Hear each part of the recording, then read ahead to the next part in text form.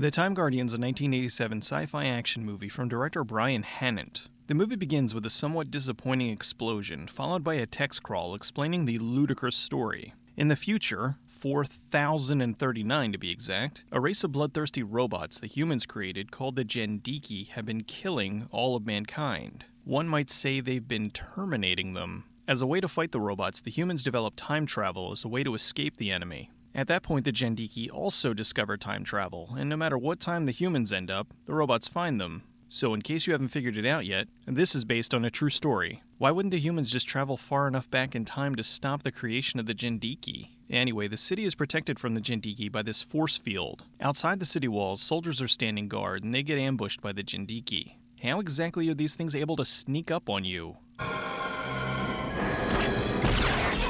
It's the 41st century and they haven't figured out night vision? The Jendiki are attacking and, wait a minute, this is an army made up of clones of Baron Karza.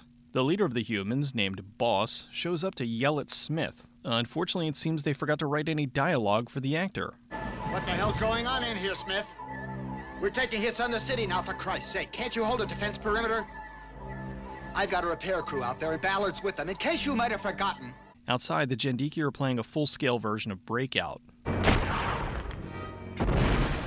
Our hero, Ballard, kills the robot and cuts its heart out, all the while trying to sound as badass as possible. Now to extract your black heart.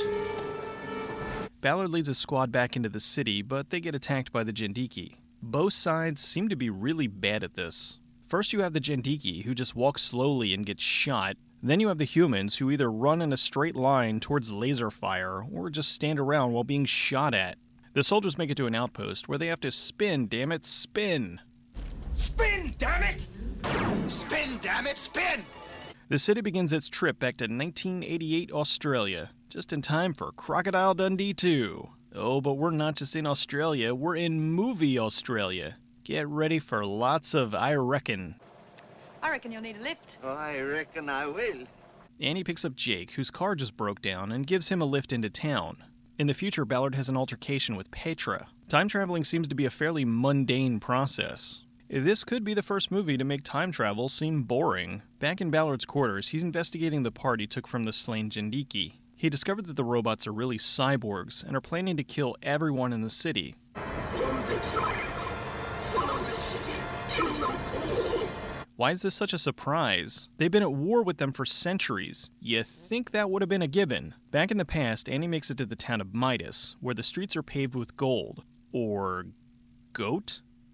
This has to be Midas. Where the streets are paved with gold. I'm pretty sure the locals are whistling at this guy's hot pants. Look at that! The officer doesn't seem to like Jake and tells him to get out of town. Something weird then happens to the skies. It's okay, they just had some leftover footage from Damnation Alley. The wind kicks up and everything liquid starts freezing. Too bad the cop picked now to take a piss. Angry and stupid, the cop blames Annie for what just happened and kicks her out of town. In the future, Boss is having a meeting with his staff. Why are they wearing thongs on their heads? Ballard explains what he found to the staff. Centuries of fighting and no one's thought to dissect one of the bodies before? Annie finds the cave paintings foretelling the arrival of the city, or a new casino in Vegas. What the hell are Ballard and Petra wearing? Are these prototype chest plates from Batman and Robin? Since the two of them don't get along, they are of course being sent on a mission together.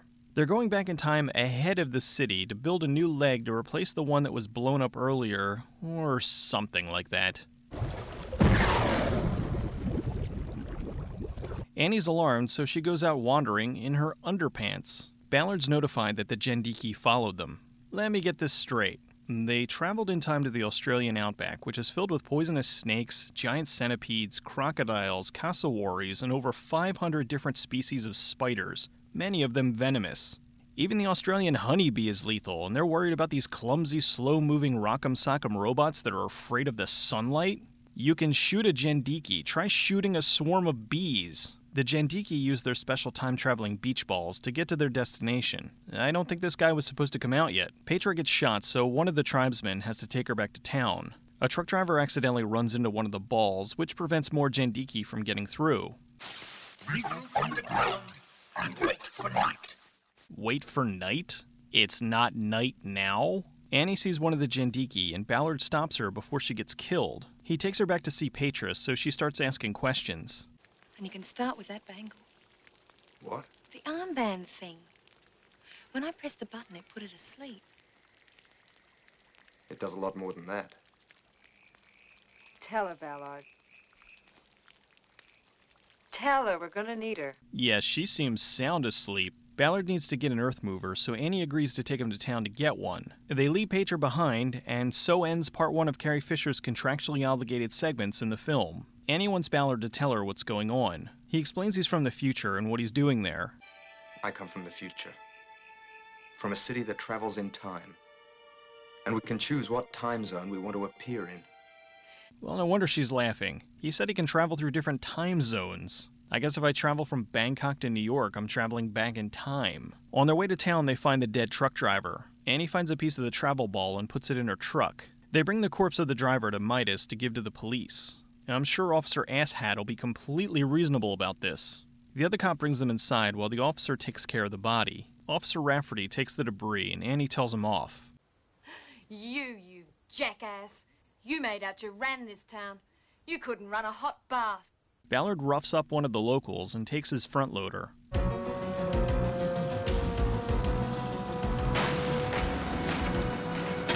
am I doing, Annie? I sure do love that douchebag. Officer Rafferty is messing with the debris when an arm comes through and kills him. You can get some rest. I'll stay here and watch. No. I want to be ready if they come. But I don't think we'll see them tonight. So he wants to stay up tonight when they're not coming, so he can be exhausted tomorrow night when they do? The next day, Ballard and the tribe are working on the rock formation. Back in the city, Boss is worried about the city's engines. Tell me the truth, son. Why are you cosplaying a duck? Ballard and Annie decide to take a break. Hey, I know I just met you yesterday, and you told me this big story about being from the future, but have given me exactly no proof of this? Who cares? You're really handsome. Let's go skinny dipping and have sex. The sergeant finds the remains of Rafferty, so he goes to arrest Ballard and Annie. The sergeant is messing with Ballard's armband and wakes up the Jendiki. Now that they know his location, the Jendiki head into town. Ballard gets out of prison and takes his armband back. The Jendiki very slowly make their way into the station. Oh yeah! These guys are about as threatening as the augurs from Night Trap. One goes after Annie and the other goes after Ballard. How did these guys conquer anything when they can be defeated by a tablecloth? Ballard kills the other one, gets Annie, and escapes. They make their way back to camp and find Petra. The city starts to appear in the past. Boss gives a very dull speech to inspire everyone to fight the Jendiki. For more than 500 years, this city has been our mother. It is not just our fate that lies in the balance, but that of all humanity. Ballard, Annie, and Petra are climbing down the hill when they're attacked by a Jendiki. Good thing Petra showed up just in time to have one of the most stupid and pointless deaths this side of the grandmother from Dante's Peak.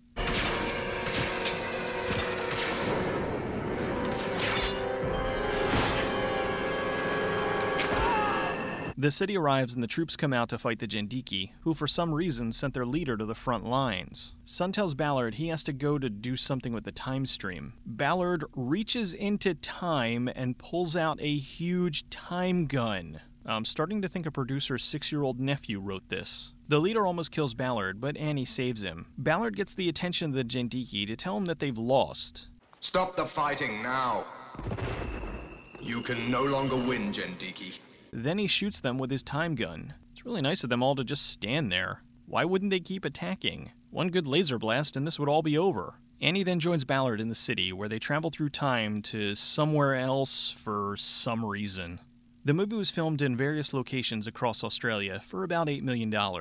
Director Brian Hannant was the writer and the second unit director of The Road Warrior back in 1981. While working out there, he was enamored with the rock formations of Whippinut Point, which inspired him to write a script called Time Rider. In 1982, when the movie Time Rider, The Legend of Lyle Swan was released, he renamed it to Time Wars, and then later, The Time Guardian. The original screenplay was about a city traveling through time to escape one robot. Hannant was proud of the story, and with the support of one of the producers, talked about how clever and original it was. The film is considered ozploitation, movies made in Australia in the 70s and 80s to take advantage of the media tax write-off that kickstarted Australian cinema into a very profitable venture. Most ozploitation films were low-budget exploitation, so the group was excited to make a larger-budget production that would make the industry take them more seriously. Unfortunately, that didn't happen. One of the other producers had the script rewritten by an American writer. This guy changed many things and incorporated elements from other properties, like Blade Runner, Battlestar Galactica, and Star Wars.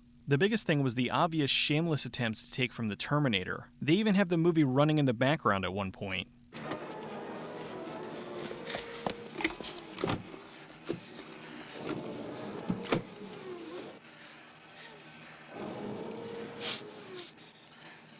Hannett tried to work with the changes, but since the studio dropped this on him 8 weeks before shooting started, he wasn't able to make it work. Plus, originally there was just one robot, but the new script called for dozens, along with lots of action scenes they didn't have the budget for. Filming began and the studio cut the shooting schedule from 13 weeks to 9. Hannett tried his best, but left the film during post-production when he discovered the studio was getting ready to fire him. The final product, not surprisingly, was almost completely different from the original script. This also helps to explain why the film feels so disjointed and just barely makes any sense. The film was released and was a critical and commercial failure. Even though director Brian Hannett had little control over how poorly the film was handled, he still took the blame for the failure and never directed again. The elements were there to make a good film, but the last-minute changes, especially in regards to the major things like the addition of the action sequences, can make almost any production implode. The original screenplay was more of a slower-paced, dramatic sci-fi. Consider that by looking at the poster, and that should tell you right there that the studio wanted nothing but an action movie. Although the tagline, "Time is just about the only thing he won't waste," is pretty awesome. The downside of that is that it's misleading the audience.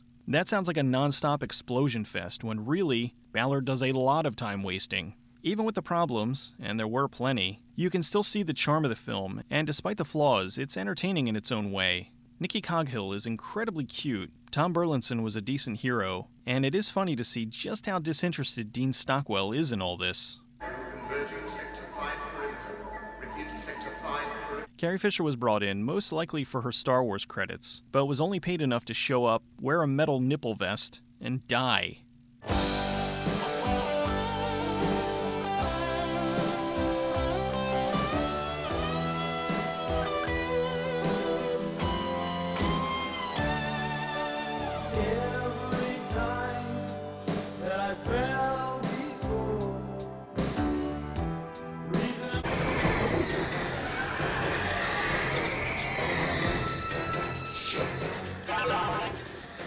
Time Guardian who has run out of time.